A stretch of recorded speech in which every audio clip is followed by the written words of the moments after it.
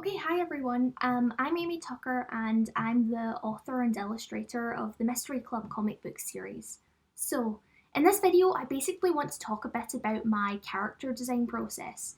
So, for example, how I come up with the character's personality, how I come up with like their physical design, etc. I'm also going to kind of take you through how I would design a character, like start to finish. So, when I begin designing a character, I usually start with an idea. So something really simple and really basic, like for example, I might think, okay, I want to come up with a villain character, or I want to come up with a gang member, or a hero, something like that to get me started. Um, so for this kind of little demonstration thing, I think I'm going to come up with a villain.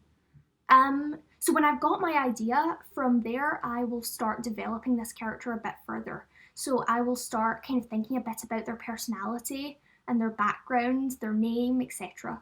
So usually to do this, I might make kind of like a character sheet. So I'll write out all this information um, just to help me get a better idea of who this character is. One thing I think is really important, and it's something I usually like to do with every character I make, is really thinking about their background. Part of that is just because I enjoy it, and then another part is it helps me understand the character a bit better. Even if their background doesn't really come into play in whatever I'm making, like for example the story I'm making, I still think it's helpful. It helps me kind of figure out what this character is going to do and why they're doing it. We'll go from the simple idea that we're coming up with a villain and pretend there's more to the character than that. Um, so when I've got my basic idea, I've got a further personality developed. That is when I can start kind of working on the design a bit. There are two main ways that I'll go about designing a character. These are shape language and color theory. So I'll start off by talking about shape language. You've probably heard of this, but it's basically the idea that different shapes represent different kind of types of things, like different emotions basically. So for example, like a rounded shape, like a circle is sort of soft and like welcoming and nice. And then like a kind of more blocky shape, like a square, is like strong and solid and trustworthy. And then a sharper shape, like a triangle, is like dangerous and potentially villainous. So I mentioned earlier that I was going to come up with like a little kind of villain design. So I think I'm going to be kind of basic and go with a triangle in this design as the main kind of shape.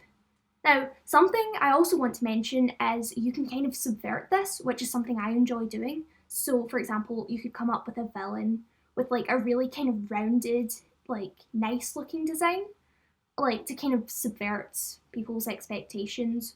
Or you could come up with like a really nice, like loving character, but with like a really jagged, sharp, kind of typically villainous looking design. That's something that I find quite fun to do, but I'm not going to do that in this video. Um, I'm going to keep it quite basic. So the other way that you can go about designing a character is incorporating color theory. So color theory is a similar thing. It's basically sort of the idea that different colors represent different emotions. So, for example, yellow is happy, green is like nature, red is danger and passion, blue is sadness, etc. Um, with this, you can also do the thing where you kind of subvert it, but once again, I'm going to keep it quite simple. So I think I am going to choose the main colour in this character's design is black. I might maybe make this character kind of money hungry as well. I don't know, so maybe I'll put some gold in the design or something. Um, so we have got, for this character so far, we've got their villain, they're maybe money hungry. Their design is based around kind of sharper shapes, and their colours are gold and black. So I think that's enough to get us kind of started. So I'm going to kind of think about how I can incorporate this into a design. So for example, with triangles, there are a lot of ways you could do it. As I said, triangles are going to be my main shape. So I'm going to do a kind of sharp looking face I think that's quite a simple way to get started. And then I'll make everything kind of more jagged. For example, I might make the shoulders a bit more jagged. Excuse me if this isn't the best drawing, this is such an awkward angle. I might do like, okay, I think I'll make this character a woman, and then I think I'll do like a kind of big old triangular looking skirt.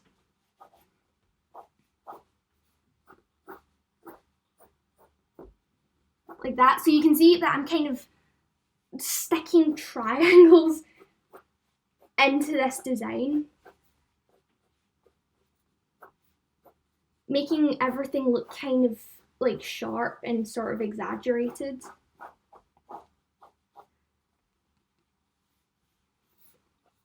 Now, this is sort of dependent on your personal art style. I think my style is a bit more cartoonish, but you can also obviously do this if your style is a bit more realistic, just in a slightly more subtle way. So yeah, I mean, I'm just kind of thinking about how I can incorporate these sharp shapes into the design.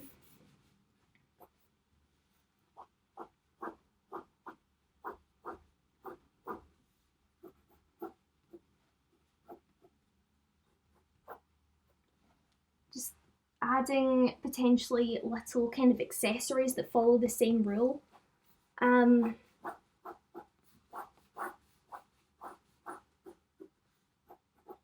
I'm not adding too much detail now because I'm just getting started with this. Yeah, I mean, I'm liking how this is looking so far, I think.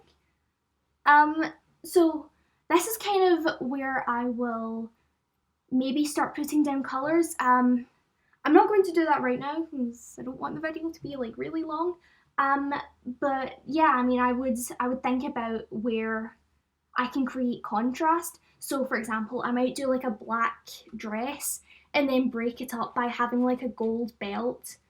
Or maybe I'll do like, I don't know, black boots and then have like gold trim or something to try and break it up. But yeah, it's just thinking about how you can create a kind of visually interesting character. I usually don't like to have two of the same color beside each other. But that's sort of more of a personal thing. I just think it makes a more striking character design when the colors that sort of sit beside each other are different. So, yeah, I'm going to stick a little sharp nose on that. Hold on.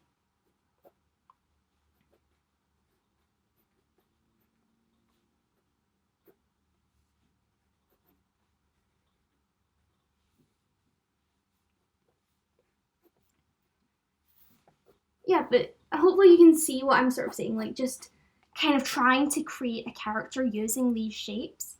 Something else you can do is you can use multiple shapes. I didn't really talk about that, but you can use more than one shape and you can kind of include both. So for example, maybe if I had included a circle, I could have done like a slightly more circular looking face in contrast to like the really triangular dress or something like that. So yeah, I mean, this is just up to you about how you kind of stick these shapes into the design. And then when I'm at this stage with the design where I've got something really basic, but I haven't really developed it further, what I'll usually do is I'll kind of obsessively draw this character, like until I've got a design that I like. And then sometimes what I'll do, just to kind of work on the character more, like in terms of personality, is I might write out like a little kind of mini comic or even like a little script featuring that character, just to get a better idea of how they would interact and how they would sort of react in a situation. So yeah, that's basically the way that I go about designing a character. Hopefully this was helpful in some way. Okay, shameless plug now.